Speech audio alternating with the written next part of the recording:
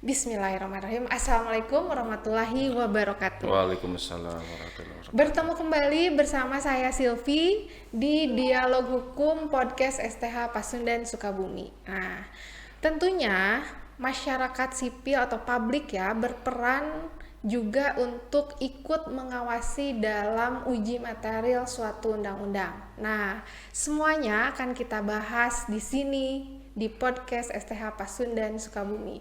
Nah, untuk membahas itu semuanya telah hadir di tengah-tengah kita semuanya Bapak Dr. Hayatun Hamid SHMH.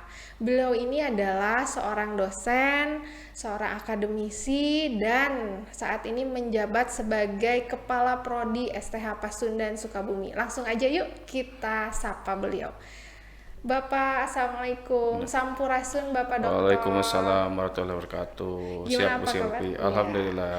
Bapak, kesibukan Bapak nih selain dosen ya, ahli hukum tentunya, akademisi, dan sekarang menjabat sebagai Kaprodi STH Pasundan Sukabumi, Bapak kesibukannya apa lagi sih Pak? Kalau misalnya ditanya kesibukan sih alhamdulillah ya masih diberikan kesibukan alhamdulillah, betul, oleh Pak. Allah.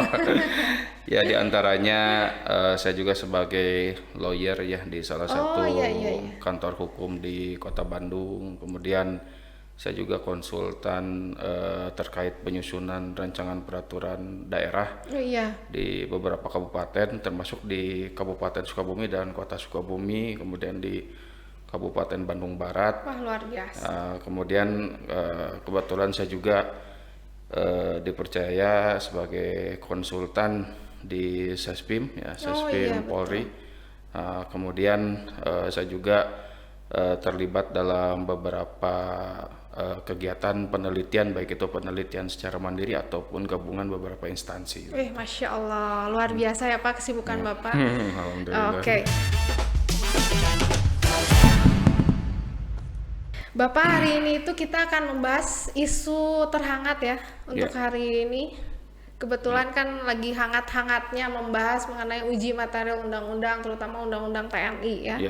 Nah, kemarin itu ramai ya pemberitaan apalagi di media sosial mengenai pernyataan katanya nih pemerintah dan DPR itu sepakat ya menyatakan bahwa katanya LSM, aktivis, kemudian mahasiswa, apalagi IRT ya, tidak memiliki hak untuk melakukan gugatan terhadap uji material undang-undang tersebut. Nah, terkait ini nih Pak, kira-kira dasar hukumnya apa sih pemerintah itu sampai memang mengeluarkan pernyataan seperti itu? Justru kalau misalnya pemerintah dan DPR mengeluarkan pernyataan semacam itu justru bukan ada dasar hukumnya atau tidak, justru itu jelas melanggar konstitusi. Itu jelas melanggar konstitusi, di mana pasal 28 ya di UUD 1945 itu menyatakan bahwa setiap orang dijamin haknya untuk mengeluarkan pendapat, baik lisan ataupun tulisan, berserikat, berkumpul. Nah, kemudian kalau kita lihat ya sebetulnya apa sih yang melatar belakangi lahirnya Mahkamah Konstitusi gitu kan. Nah, dulu sebelum adanya amandemen UUD 1945 kita tidak mengenal adanya Mahkamah Konstitusi. Justru lahirnya Mahkamah Konstitusi itu adalah setelah lahirnya amandemen UUD 1945, di mana semangatnya itu adalah ketika warga negara diberikan ruang ya, diberikan akses to justice, akses untuk mencari keadilan. Nah, ini salah satu ciri negara hukum itu adalah disediakannya akses to justice. Jadi jalur untuk mencari keadilan. Nah, dulu itu kalau misalnya seorang warga negara tidak setuju dengan muatan materi di dalam salah satu undang-undang, itu harus melalui lobi politik, gitu ya. Karena dalam hukum itu ada yang namanya asas a contrario actus. Jadi a contrario actus itu siapa yang membuat, dia yang membatalkan. Siapa yang mengangkat, dia yang memberhentikan. Di dalam sistem ketatanegaraan kita yang berwenang membuat undang-undang itu adalah DPR. Bersama Presiden. Nah, karena yang mendapat kewenangan untuk membuat undang-undang itu adalah DPR. Nah, maka tentu yang berwenang membatalkannya juga adalah DPR juga. Betul. Gitu, dengan dibentuknya undang-undang tentang pencabutan. Oh iya. Nah, makanya dulu itu kita sering menemukan ada undang-undang nomor sekian tentang pencabutan undang-undang nomor sekian. Iya, betul. Nah, sekarang mekanisme untuk membatalkan satu undang-undang itu tidak perlu lagi masyarakat melakukan lobby politik ke DPR. Ya, masyarakat diberikan akses. Silahkan. Sekarang ada lembaga baru yang dibentuk oleh pemerintah yang bernama Mahkamah Konstitusi. Gitu. Jadi ketika masyarakat itu menemukan ada undang-undang yang dirasa itu menciderai rasa keadilan, kepastian dan kemanfaatan, itu bisa diajukan judicial review langsung ke Mahkamah Konstitusi. Betul. Gitu. Jadi undang-undang yang dianggap bermasalah itu langsung bisa dilakukan uji materi di Mahkamah Konstitusi. Gitu. Nah, sehingga harapannya undang-undang itu pun dianggap sudah tidak berlaku lagi melalui putusan Mahkamah Konstitusi. Nah, kalau sekarang misalnya masyarakat itu dikebiri oleh pemerintah, ya, oleh DPR, seakan-akan akses to justice-nya itu, ya, itu dihalangi oleh pemerintah dan DPR. Maka tentu ini adalah merupakan pelanggaran konstitusi. Iya, tapi kan Pak dengan alasan katanya ya, pemerintah dan DPR itu alasannya karena mereka katanya tidak mempunyai legal standing, legal standing yang atau kedudukan hukum ya. Secara langsung mereka itu tidak memiliki kepentingan dalam undang-undang tersebut, katanya gitu. Ya, sekarang kalau misalnya kita balik lagi ke konstitusi ya. Iya. Di pasal 27 ayat 1 UUD 1945 itu kan dinyatakan bahwa segala warga negara bersamaan kedudukannya di hadapan hukum dan pemerintahan dan wajib menjunjung hukum dan pemerintahan. Kita garis bawahi di sini ada kata menjunjung hukum. Ya. Apa sebetulnya makna dari menjunjung hukum itu? Yang pertama, yang dimaksud dengan menjunjung hukum itu adalah menghormati hukum. Yang kedua, menjalankan hukum dengan baik. Yang ketiga, meluruskan hukum apabila hukum itu sudah melenceng dari semangat demokrasi. Gitu. Jadi sebetulnya ketika masyarakat gitu ya melihat bahwa hukum ini sudah melenceng dari semangat demokrasi, dari semangat reformasi, dari semangat pembukaan UUD 1945, sebetulnya ketika masyarakat keberatan dan mengajukan judicial review ke Mahkamah Konstitusi, itu adalah sebagai bentuk pelaksanaan masyarakat menjunjung hukum itu. Sebetulnya gitu. Jadi ketika ada hukum yang dianggap melenceng, tidak membiarkan. Nah, itu gitu kan? Justru mereka itu kritis dan ingin meluruskan kembali hukum yang sudah berlaku itu sehingga semangat demokrasinya, semangat reformasinya, semangat pembukaan UUD 1945-nya itu kembali di dalam materi hukum yang sebenarnya begitu. Iya, begitu pasti ya Pak ya. Nah, berarti kan itu juga istilahnya dengan adanya pembatasan ya. Pernyataan itu kan secara langsung membatasi ya. Membatasi adanya pembatasan, kemudian potensi menghambat partisipasi masyarakat sipil juga ya, dan dalam melakukan uji material terhadap kebijakan strategis dari Undang-Undang TNI itu sebetulnya. Nah, kira-kira nih pandangan Bapak ya sebagai ahli hukum mengenai kedudukan hak masyarakat sipil untuk menguji undang-undang, apalagi undang-undang TNI yang lagi ramai ini. Yang memang ada anggapan katanya masyarakat itu beranggapan ini berpotensi untuk melemahkan prinsip demokrasi masyarakat sipil. Pandangan Bapak bagaimana? Ya, sekarang kayak gini, yang jadi pertanyaan besarnya, apakah kayak ibu rumah tangga gitu ya, mahasiswa gitu ya, kemudian aktivis LSM, ketika dia tidak setuju dengan revisi undang-undang TNI gitu kan, apakah bisa dianggap mereka tidak punya legal standing? Iya, betul. Kan gitu pertanyaan besarnya.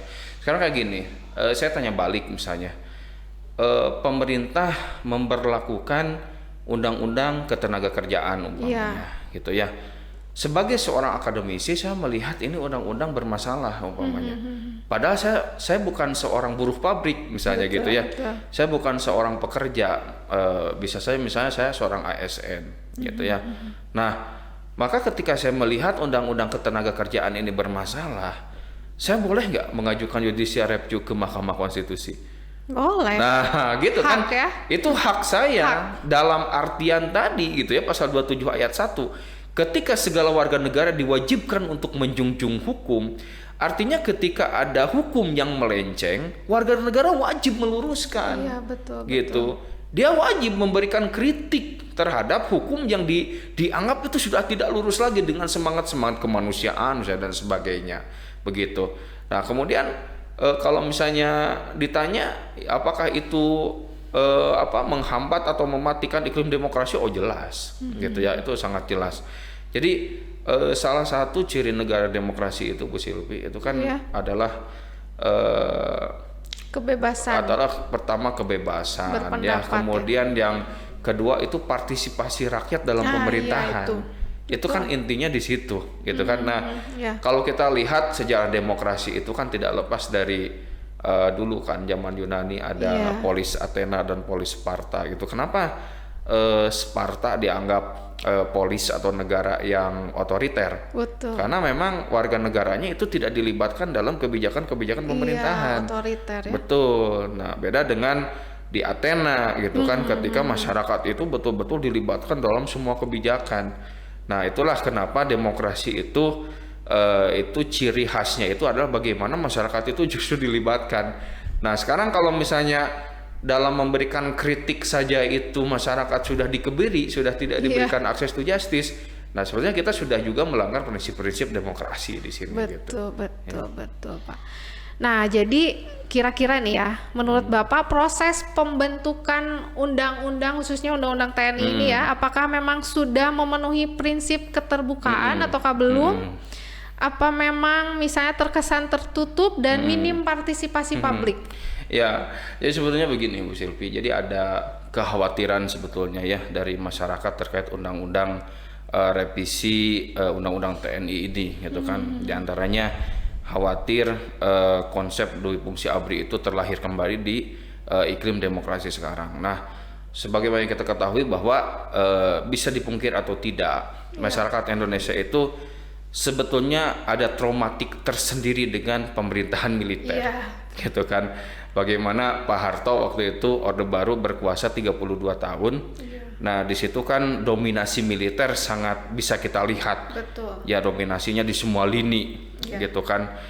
Nah, bahkan kan kebebasan berpendapat zaman Pak Harto itu tidak sebebas sekarang.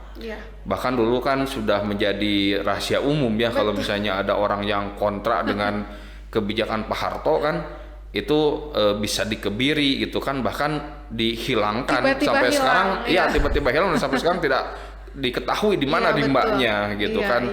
Nah, itu kan menjadi trauma tersendiri gitu kan bagi masyarakat Indonesia ya, ketika misalnya bagaimana ketika militer itu berkuasa. Dan kemudian memang kalau kita lihat di beberapa belahan dunia, memang ketika beberapa negara dikuasai oleh junta militer memang cenderungnya otoriter. Gitu ya, seperti kita lihat tetangga kita ya di Myanmar, mereka dikuasai oleh junta militernya gitu ya. Kemudian pengalaman di Mesir ya, Presiden Husni Mubarak juga otoriter. Kemudian di Libya ada Muammar Gaddafi gitu ya. Nah, kita kenal mereka ada pemimpin-pemimpin yang otoriter atau diktator. Nah, tapi memang anggapan itu tidak semuanya benar gitu ya. Kita juga pernah dipimpin oleh seorang sipil tapi diktator juga gitu ya. Nah, di antaranya Pak Soekarno juga itu presiden pertama kita tuh diktator juga ya, otoriter juga. Bahkan beberapa sahabatnya yang berseberangan dengan beliau juga dipenjarakan ya, seperti Buya Hamka, kemudian Muhammad Natsir, Sultan Syahrir dan sebagainya juga itu dipenjarakan ketika bertentangan dengan beliau. Tapi ada juga orang yang berlatar belakang militer menjadi presiden tapi nggak otoriter juga. Contohnya Pak SBY. Pak SBY kita kenal beliau sangat menjaga sekali demokrasi. Gitu kan, beliau itu bahkan ketika jabatan beliau sudah habis 2 periode, beliau itu tidak ada rencana untuk 3 periode, tidak ada untuk memperpanjang masa jabatan, tidak ada untuk rencana penundaan pemilu, nggak ada. Beliau itu Jadi setelah beres 2 periode Pak SBY itu udah aja gitu. Iya. Jadi memang ada kalanya sipil bisa otoriter, Betul. ada kalanya militer juga bisa otoriter. Nah, cuman bangsa Indonesia itu punya pengalaman kurang baik lah seolah-olah dengan pemimpin militer, yaitu Pak Harto selama 32 tahun, di mana tadi yang saya bilang demokrasi itu betul-betul dikebiri, kemudian pers dikebiri, bahkan yang pers yang bertentangan dengan pemerintah dibredel dan sebagainya. Nah, jadi ini yang dikhawatirkan oleh masyarakat dengan revisi Undang-Undang TNI itu yang pertama. Jadi khawatir Dwi Fungsi ABRI itu kembali hidup. Akhirnya kan mengkebiri demokrasi yang sudah kita rawat. Gitu. Yang kedua, Undang-Undang TNI ini dianggap akan membuat anggota TNI itu masuk ke lembaga-lembaga yang seharusnya dijabat oleh sipil gitu. Makanya kan di undang-undang yang lama, di Undang-Undang 34 tahun 2004 itu tentang TNI yang lama, itu kan sebetulnya anggota militer itu hanya diberikan wewenang dalam 10 lembaga. Gitu kan. Misalnya politik hukum dan keamanan, ya, Menko Polhukam, kemudian SAR, ya, Search and Rescue, kemudian dalam intelijen Sandi Negara, Sekretaris Militer Presiden, gitu kan, kemudian Badan Sandi Negara dan sebagainya. Jadi dulu tuh cuma 10. Nah, sekarang ditambah 6 gitu.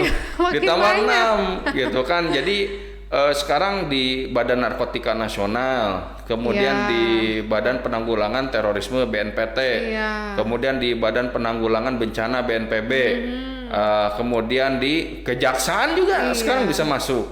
Gitu ya. Itulah yang membuat masyarakat risau gitu kan. Jadi ada ranah-ranah sipil yang sekarang dimasuki militer, termasuk masalah kelautan dan perikanan, gitu ya. Nah, itu yang membuat masyarakat itu resah gitu. Kalau misalnya militer masuk ke semua lini, nah dikhawatirkan dominasi militer bisa muncul lagi. Dan yang ketiga kan terkait masalah operasi non perang, ONP itu, yang tadinya 14 kalau tidak salah ya, sekarang ditambah jadi 17. Masya Allah. Gitu ya, yang awalnya itu masalah separatis, pemberontakan, kemudian masalah perdamaian dunia gitu kan, terus masalah pembantuan terhadap penyelenggaraan pemerintah daerah gitu kan. Sekarang ditambah 3. Di antaranya apa? Di antaranya masalah narkotika, kemudian termasuk masalah cyber. Nah, gitu. Jadi sekarang itu militer itu punya kewenangan juga gitu di dalam bidang cyber. Nah, inilah yang dikhawatirkan oleh masyarakat kalau misalnya TNI sudah masuk ke dunia cyber gitu ya. Nah, itu dikhawatirkan juga itu akan mengganggu iklim demokrasi. Yang jadi pertanyaan, kenapa gitu kan dalam pembentukannya cenderung tertutup gitu kan, dan tidak melibatkan masyarakat. Betul, karena kalau kita lihat risalah pembentukan undang-undang revisi TNI itu singkat sekali Bu Silvi gitu. Kalau tidak salah itu cuman berapa bulan gitu ya, berapa bulan kemudian dikebut langsung disahkan. Kalau tidak salah itu sebelum Lebaran ya. Sebelum Lebaran itu disahkan undang-undang revisi tentang TNI tersebut. Nah, padahal di Undang-Undang Nomor 12 tahun 2011 tentang tata cara pembentukan peraturan perundang-undangan itu keterlibatan masyarakat itu wajib. Wajib dilibatkan. Makanya ketika saya menjadi konsultan rancangan peraturan daerah, nah itu kalau misalnya saya ekspos gitu ya, rancangan peraturan daerah yang saya rancang, itu pasti semua stakeholder itu diundang, Bu Silvi. Betul. Ya, termasuk siapa? Termasuk tokoh masyarakat. Gitu. Barangkali dari draft Raperda itu masyarakat ada masukan, atau misalnya masyarakat merasa keberatan, atau masyarakat harus mengkritik pasal sekian.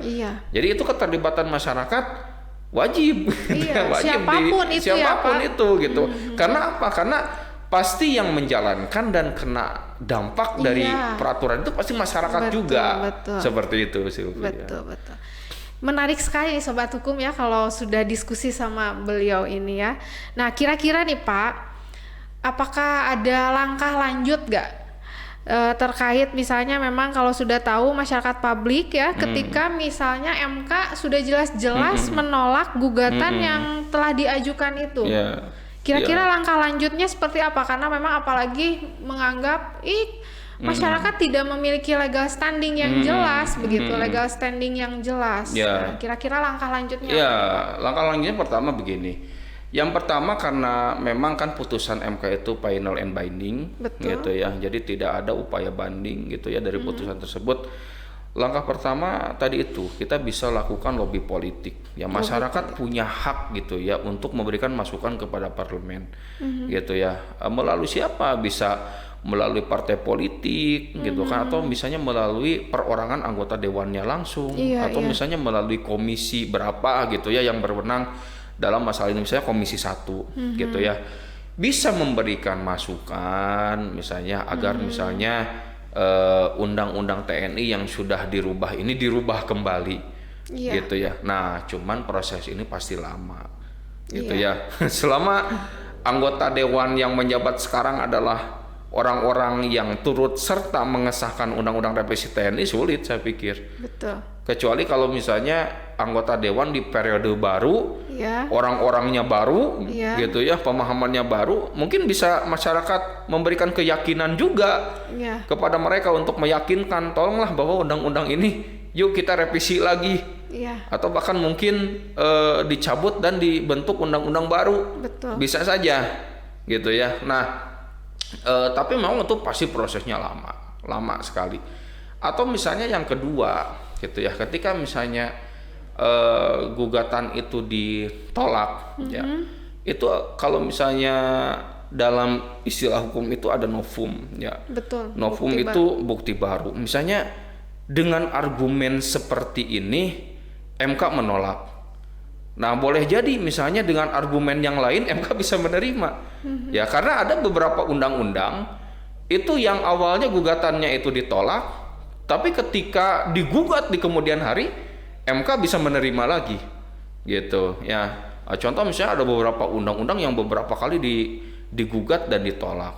Ya, seperti misalnya Undang-Undang Pemilu ya, Undang-Undang 2017 itu kan itu beberapa kali digugat dan beberapa kali ditolak. Ya, tapi selama masyarakat yang melakukan gugatan itu punya argumentasi lain gitu ya, selain argumentasi yang ditolak itu sebetulnya bisa-bisa saja. Gitu. Nah, itu beberapa upaya yang masih bisa kita lakukan ketika misalnya kita masih belum setuju dengan pemberlakuan undang-undang tertentu. Iya. Apalagi sekarang juga selain undang-undang TNI kan sedang ramai juga ya pembicaraan mengenai undang-undang kepolisian, Pak, ya. Iya, betul. Itu kan harus ada peran ya.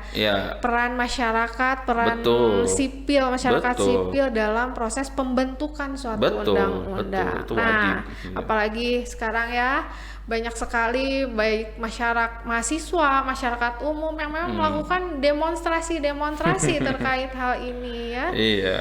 Betul. Daripada emang demonstrasi itu memang dibolehkan ya Pak ya, asal tidak mengganggu kepentingan umum, tidak anarkis. Nah, itu berarti uji material ini merupakan salah satu cara juga ya Pak ya, selain demonstrasi ya. Iya, itu cara yang sangat elegan menurut saya. Betul, Pak. Gitu ya, apalagi kita sebagai kaum akademisi ya tentu ketika kita mengkritik suatu kebijakan itu yaitu dengan tata cara yang lebih akademik ya, dengan argumentasi gitu. Apalagi sekarang alhamdulillah gitu ya, kita diberikan akses gitu ya dengan adanya MK itu.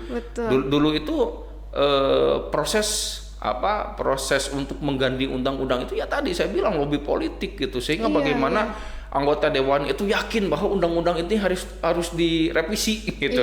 Undang-undang ini harus dicabut gitu. Nah, sekarang kan sudah ada MK, harusnya MK tidak boleh membatasi seperti itu. Ruang publik untuk melakukan gugatan, kritikan, uji materi dan sebagainya itu harus tetap dibuka lebar oleh Mahkamah Konstitusi. Betul. Oke, baik Pak Dokter. Sebelum kita tutup ya, mengambil kesimpulan, kira-kira Bapak harapan ya atau pesan-pesan terhadap masyarakat, khususnya terhadap mahasiswa kita ini nih ya, terkait mengenai uji materi undang-undang ini bagaimana nih Pak?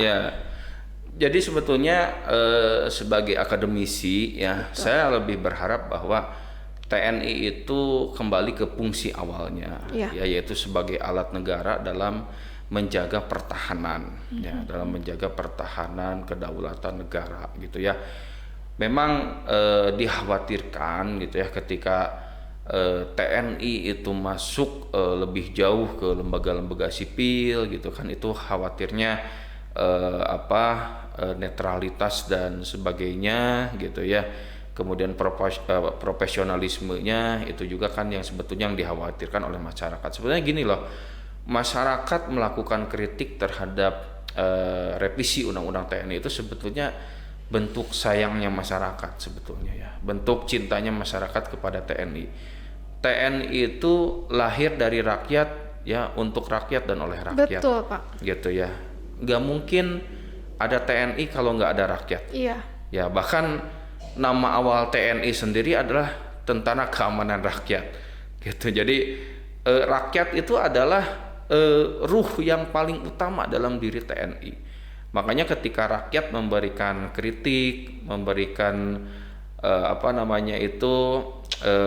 pembahasan, ya, atau ketidaksetujuan, bukan bentuk ketidaksukaan, tapi itu sebagai bentuk kasih sayang, Iya. supaya TNI itu kembali ke giroh awalnya, Iya, yaitu tetap dalam semangat awalnya, yaitu sebagai alat pertahanan negara. Nah, itu yang pertama. Yang kedua, kepada para mahasiswa, ya, sebagai insan akademik, ya, kita adalah insan yang dikaruniai oleh Allah Subhanahu wa taala, ya, nalar, ilmu dan akal pikiran.